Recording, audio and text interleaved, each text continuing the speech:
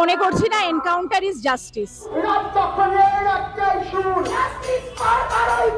এই সমাজ নারীর জন্য সুরক্ষিত হোক। সরকারের যিনি প্রধান তার বক্তব্যগুলো যদি দেখেন আপনি, সকালে জমা বিকেলে খরচা, সেই উস্কানিরই ফলাফল হচ্ছে এই পুলিশি এনকাউন্টার। বারুইপুরের ঘটনাকে ঘিরে যে সাম্প্রদায়িক উস্কানির জায়গা তৈরি হয়েছে তার বিরুদ্ধে আজকে আমরা এখানে রাস্তায় নেমেছি। আমাদের সন্দেহ হয় এটা কি মূল অপরাধীদের আড়াল করবার জন্য।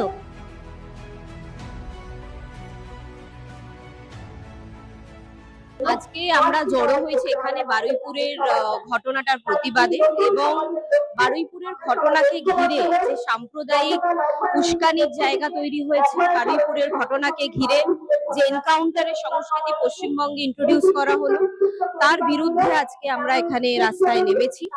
আপনারা জানেন যে, আপনারা যদি দেখেন ভারতবর্ষের যে রাজ্যগুলোতে ডবল ইঞ্জিন সরকার অর্থাৎ বিজেপি ক্ষমতায় আছে, তার মধ্যে যে রাজ্যগুলো এনকাউন্টারের শীর্ষে আছে তার মধ্যে অন্যতম হচ্ছে উত্তরপ্রদেশ। গত 9 বছরে সেখানে 17,000-এর মতন এনকাউন্টার করা হয়েছে এবং সেখানে প্রায় 300 জনের কাছাকাছি লোকজন তাতে খুন হয়েছে। যে যুক্তি আমাদের রাজ্যের মুখ্যমন্ত্রী দিচ্ছেন যে এনকাউন্টার হলে ধর্ষণ বন্ধ হয়ে যাবে, আমাদের প্রশ্ন হচ্ছে যে রাজ্যগুলোতে বিজেপি অলরেডি ক্ষমতায় আছে এবং এনকাউন্টারের সংস্কৃতি চলছে, আমরা দেখছি সেখানে যে ধর্ষণ বা নারী নির্যাতন বন্ধ হওয়া তো দূরের কথা, বরং তথ্য ধরে ধরে আমরা দেখিয়ে দিতে পারি যে এনসিআরবির তথ্য, আমাদের তথ্য নয়, ভারত সরকারের তথ্য অনুযায়ী যে কিভাবে দিনের পর দিন সেখানে নারী নির্যাতন এবং ধর্ষণের সংখ্যা বাড়ছে। মনে করছি না এনকাউন্টার ইজ জাস্টিস।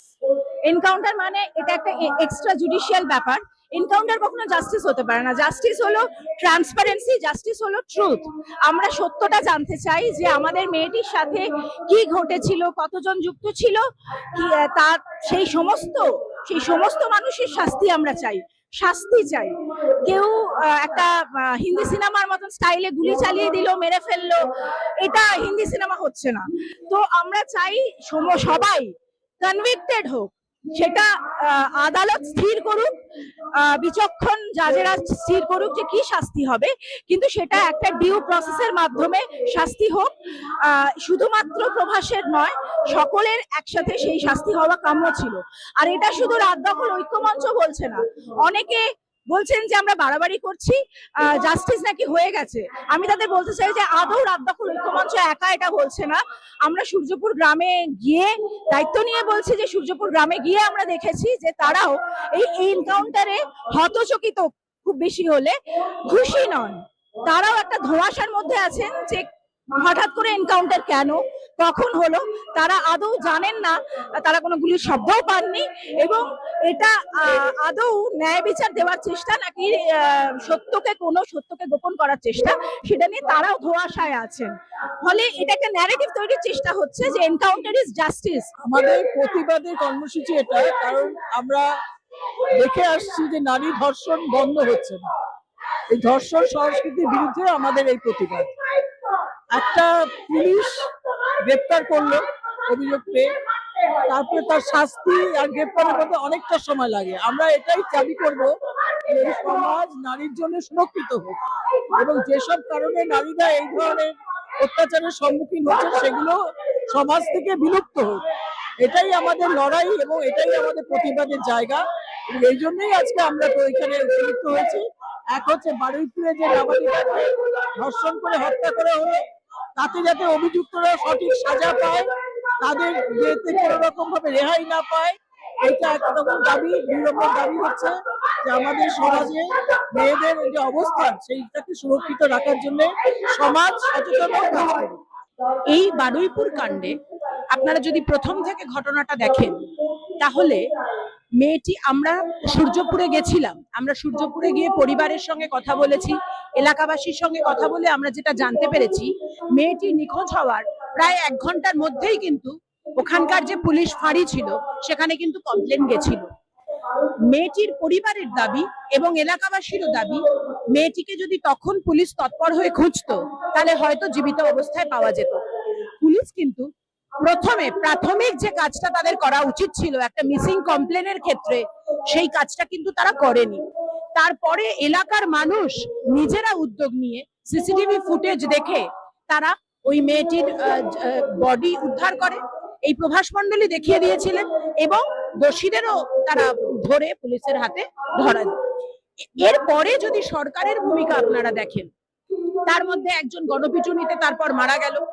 সরকারের যিনি প্রধান, যিনি মুখ, তার বক্তব্যগুলো যদি উনি দেখেন আপনি, সেটা হচ্ছে, এক তো উনি প্রথমে বিরোধী দলনেতা থাকাকালীন উনি বলেছিলেন যে কোনো ধর্ষককে আমি কোর্ট অব্দি পৌঁছতে দেব না, সকালে জমা হবে বিকেলে খরচ হবে। এই কথাটা যে মবক্রেসির জন্ম দেয়, এই কথাটা যে ধরনের বিচার বহির্ভূত কর্মকাণ্ডের প্রতি উস্কানি দেয়, সেই উস্কানিরই ফলাফল হচ্ছে বারুইপুর কাণ্ডে এই পুলিশি এনকাউন্টার। দ্বিতীয়ত আপনারা যদি আরেকটা জিনিস দেখেন যে এখানে মুখ্যমন্ত্রী কখনোই নির্যাতিতার পরিচয়ে মুসলিম যে সে একজন মেয়ে সেটা কখনোই প্রকাশ করেননি। এইটাই যদি উল্টো দিকের লোকটি, যদি যিনি ধর্ষক তিনি যদি মুসলিম হতেন, সেক্ষেত্রে আপনারা দেখতেন যে একটা সম্প্রদায়ের প্রতি কিভাবে বিষ ওগ্রানো চলবে। আমরা পশ্চিমবঙ্গের মানুষজন ওনাকে এই বার্তাই দিতে চাই যে আমরা কেউ বোকা নই, আমরা জানি এই দাঙ্গার সংস্কৃতি, আমরা জানি যে এইভাবে বিষ উগড়ে দেওয়ার সংস্কৃতি কোথায়। এবং আমরা দেখলাম যে প্রভাস মণ্ডল, আপনারা প্রত্যেকেই হয়তো দেখেছেন যে বারুইপুর থানায় তাদের ধরে নিয়ে যাওয়ার পরে এই অভিযুক্ত প্রভাস মণ্ডল তিনি অনেকের নাম বলছিলেন। তাদের মধ্যে একজন ছিলেন হচ্ছে রাজা।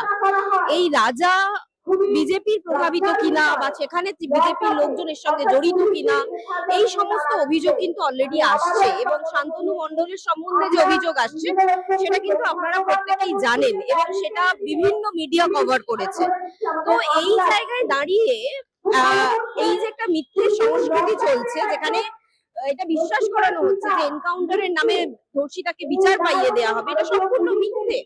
এবং প্রভাস মণ্ডল রাজ সাক্ষী ছিলেন, যিনি সমস্ত যে জায়গাটা, মানে ঘটনাটা কিভাবে ঘটেছে সমস্ত জায়গাগুলো বলে দিচ্ছিলেন, সেখানে তাকে এনকাউন্টার করে মারা হলো।